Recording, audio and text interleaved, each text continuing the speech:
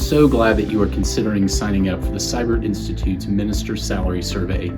This is a ministry that we have been doing for 20 years now. In fact, the first salary survey took place in the year 2000 as a collaboration between the College of Biblical Studies and the College of Business Administration. What we realized is that many times, because of the congregational nature of the churches of Christ, when elders or church leaders are thinking about ministers' compensation, it's really difficult to find good data so that they can have comparison points, knowing what to either offer or to accept when it comes to a compensation package. And so for the last 20 years, what now is the Siburt Institute has been running a minister's salary survey for specifically congregations in the churches of Christ. Now, my colleague Renee Paul is going to walk you through this year's survey so that you know exactly what you need to be able to complete it. This year's survey is broken down into 5 sections. The first section is on your current ministry role. We recognize titles can vary, but please choose the closest match. We also understand that some titles may be very specific to your local context, but if you're able to choose one of the ministry areas listed, that will help your data contribute to the project more effectively. Also, if your role fits within multiple ministry areas, for example, your title might be Youth and Family Minister, there is an option to input your role manually. And if your role is not listed at all, you may select My Role Was Not Listed above. The second section is what we're calling basic church data.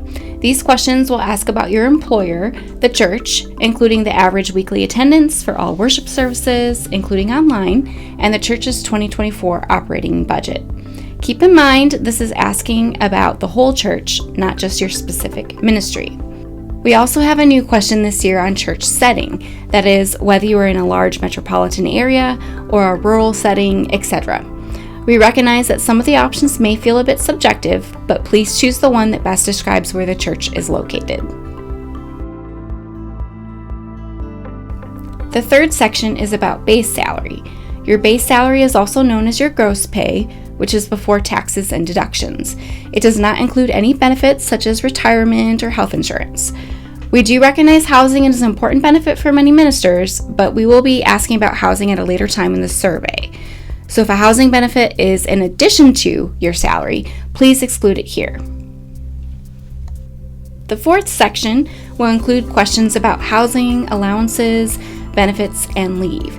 You may need to refer to your contract or other documentation that's appropriate for your situation. This year, we rewrote the question about housing to hopefully be clearer, but we recognize it is often tricky, so please feel free to reach out with questions.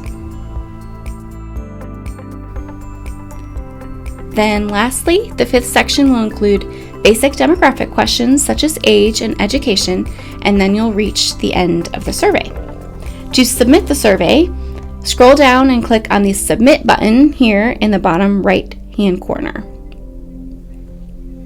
As a reminder, this survey is anonymous and the final report will show averages, not individual answers. In summary, the documents you will want to have handy when taking the survey include the church's 2024 operating budget, the church's average weekly attendance, and your contract or other documentation that lists your salary and any benefits. Well, thanks again for considering participating in this year's salary survey. We are grateful for you and just want to say if you have any questions as you are completing the survey, let us know and we'll be glad to try to help you.